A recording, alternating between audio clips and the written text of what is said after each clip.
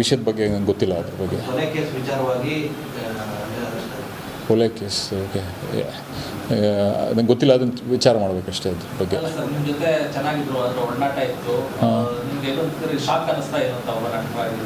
ಅದೇ ನಮಗೆ ಅದೇ ವಿಚಾರ ಏನು ಅಂತ ಗೊತ್ತಿಲ್ಲ, ಅದ್ರ ಬಗ್ಗೆ ರಿಯಾಕ್ಟ್ ಮಾಡೋದು. ಮೆಸೇಜ್ ಮಾಡಿದ್ರು ಸ್ನೇಹಿತರಿಗೆ ಅಂತೇಳಿ ಕರೆಸಿ ಹೊಡ್ಸಿದ್ದಾರೆ. ಪವಿತ್ರಗಳಿಗೆ ಮೆಸೇಜ್ ಮಾಡಿದ್ರು ಚಿತ್ರದುರ್ಗ ಮೂಲದವರು. ಓಕೆ ಅಂತೇಳಿ ಕರೆಸಿ ಹೊಡ್ಸಿ ಮದುವೆ ಮಾಡಿಸ್ತಾರೆ. ಅದು ಅಲ್ಲ, ನಂಗೆ ಶಾಕ್ ಆಯಿತು. ಅರೆಸ್ಟು ಇದ್ಯಾವುದು ಏನಪ್ಪ ಹೊಸದಾಗಿ ಏನಾಗಿತ್ತು ಅಂತ ನನಗೆ ಶಾಕ್ ಆಯಿತು ಕೇಳಿದ ತಕ್ಷಣ. ಅದಿನ್ನೂ ಡೀಟೇಲ್ಸ್ ತಗೊಳ್ಳೋಕ್ಕೆ ಗೊತ್ತಿರಲಿಲ್ಲ.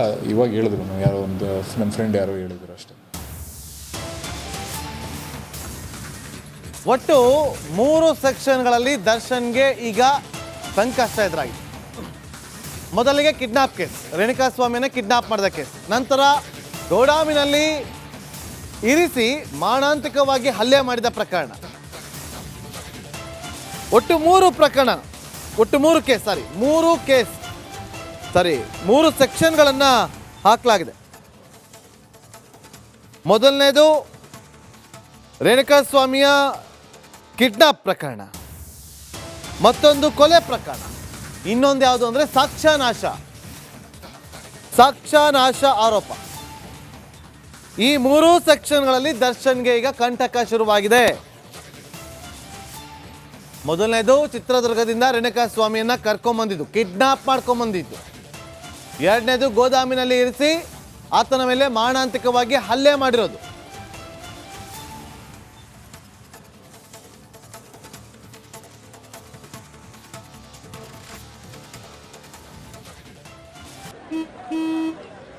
ನಡಿ ಈಗ ಶುರು ಮಾಡೋಣ.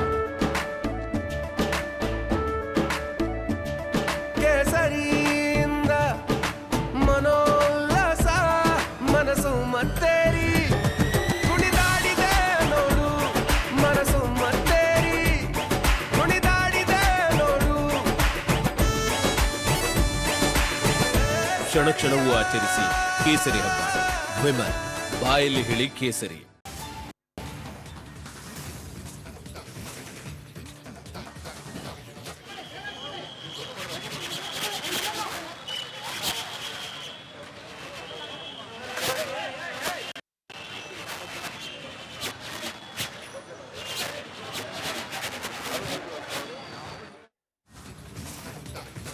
ಕೊಲೆ ಕೇಸ್ನಲ್ಲಿ ನಟ ದರ್ಶನ್ ಅರೆಸ್ಟ್, ಪವಿತ್ರ ಗೌಡ ಕೂಡ ಅರೆಸ್ಟ್ ಆಗುವ ಸಾಧ್ಯತೆ ದಟ್ಟವಾಗಿ ಕಂಡು ಬರ್ತಾ ಇದೆ.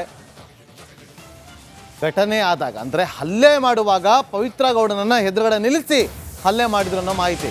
ಮತ್ತೊಂದು ಬ್ರೇಕಿಂಗ್ ಅಪ್ಡೇಟ್ ಲಭ್ಯವಾಗ್ತಾ ಇದೆ. ರೇಣುಕಾಸ್ವಾಮಿಯನ್ನ ಕರೆತಂದಿದ್ದು ರಘು ದರ್ಶನ್ ತೂಗುದೀಪ ಸೇನಾ ಜಿಲ್ಲಾಧ್ಯಕ್ಷ ರಘು ದರ್ಶನ್.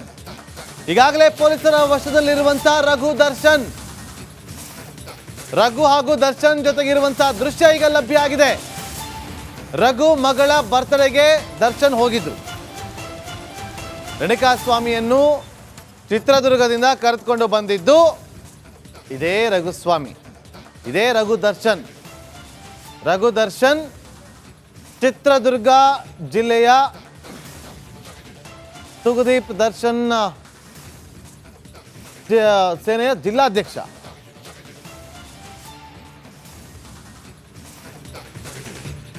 ರಘು ದರ್ಶನ್ ಕೂಡ ಈಗ ಪೊಲೀಸರ ವಶದಲ್ಲಿದ್ದಾರೆ.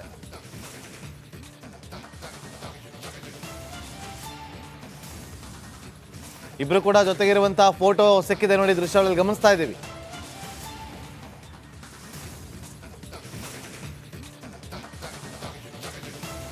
ಎಲ್ಲಿಂದ ಎಲ್ಲಿಯ ತನಕ ನೋಡಿ, ಕಾನೂನನ್ನ ಅದಕ್ಕೆ ಕೈಗೆತ್ಕೊಳ್ಬಾರ್ದು ಅನ್ನೋದು. ಅಶ್ಲೀಲವಾಗಿ ಸಂದೇಶ ಕಳಿಸಿದ್ನ ಓಕೆ, ಕಂಪ್ಲೇಂಟ್ ಕೊಡ್ಬೋದಿತ್ತು. ಪೊಲೀಸರು ಏನಕ್ಕಿದ್ದಾರೆ, ಕಾನೂನು ಏನಕ್ಕಿದೆ? ಸಮಾಜದಲ್ಲಿ ಒಂದು ಒಳ್ಳೆ ಹೆಸರಿದೆ ಅನ್ನೋ ಮಾತ್ರಕ್ಕೆ ಏನ್ ಬೇಕಾದ್ರೂ ಮಾಡಿದ್ರು ಗೊತ್ತಾಗೋದಿಲ್ಲ ಅಂತ ಅಂದ್ಕೊಬೋದು. ಅದಕ್ಕೆ ಆದಂಥ ಒಂದು ಕಾನೂನಿನ ಚೌಕಟ್ಟು ಅಂತ ಇರುತ್ತೆ. ಆ ಚೌಕಟ್ಟನ್ನು ಮೀರಿ ಹೋದ್ರೆ ಈ ಥರ ಆಗುತ್ತೆ. ಸ್ಪಷ್ಟ ಸಂದೇಶ ಇದೆಲ್ಲವೂ ಕೂಡ ಪ್ರತಿಯೊಬ್ಬರಿಗೂ. ಇದ್ದಾರೆ, ನಮ್ಮ ಹತ್ರ ಜನ ಇದ್ದಾರೆ, ನಮ್ಮ ಹತ್ರ ಹೆಸರಿದೆ, ಎತ್ತಾಕೊಂಬನ್ರೋ ನೋಡ್ಕೊಳ್ಳೋಣ ಒಂದು ಕೈ ಪೊಲೀಸರು ಕೊಡಿ ಕಂಪ್ಲೇಂಟು, ಅದಕ್ಕೆ ಆದಂಥ ಸೆಕ್ಷನ್ಗಳಿದ್ದಾವೆ. ಅಶ್ಲೀಲವಾಗಿ ಮೆಸೇಜನ್ನು ಮಾಡಿದ್ದೆ ಆದರೆ ಕಂಪ್ಲೇಂಟ್ ಕೊಡಿ. ಸೆನ್ ಪೊಲೀಸ್ ಸ್ಟೇಷನ್ಗಳಿದ್ದಾವೆ. ಸೆನ್ ಪೊಲೀಸ್ ಸ್ಟೇಷನ್ ಇರೋದೇ ಅದಕ್ಕೋಸ್ಕರ. ಅದು ಬಿಟ್ಟು ನೀವೇ ಪೊಲೀಸರಾಗ್ಬಿಟ್ರೆ ಪೊಲೀಸರು ನಿಮ್ಮನ್ನು ಅತಿಥಿಗಳನ್ನಾಗಿ ಕೂರಿಸ್ಕೊಳ್ತಾರೆ. ಈ ಕೇಸಲ್ಲಿ ದರ್ಶನ್ ಜೈಲು ಹೋಗೋದು ಫಿಕ್ಸ್ ಆಗಿದೆ.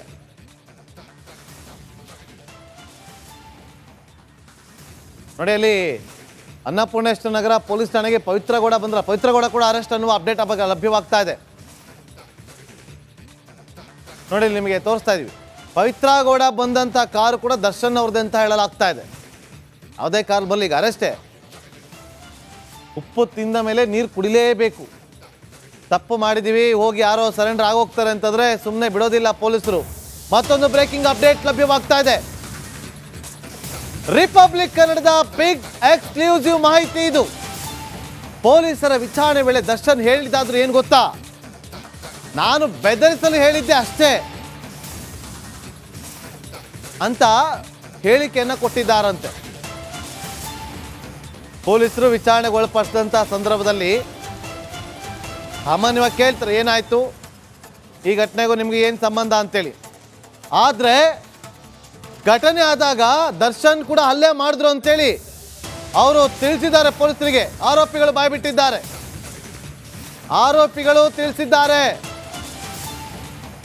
ಆದರೆ ಪೊಲೀಸರ ಮುಂದೆ ದರ್ಶನ್ ಹೇಳಿರುವಂಥದ್ದು ನಾನು ಬೆದರಿಸಿ ಅಂತ ಹೇಳಿದ್ದೆ ಅಷ್ಟೇ ಅಂತೇಳಿ. ಬೆದರಿಸಿ ಅಂತ ಹೇಳಿದ್ದಕ್ಕೆ ಈ ರೀತಿಯಾಗಿ ಹಲ್ಲೆ ಮಾಡಿ ಹತ್ಯೆ ಮಾಡಿದ್ದಾರೆ.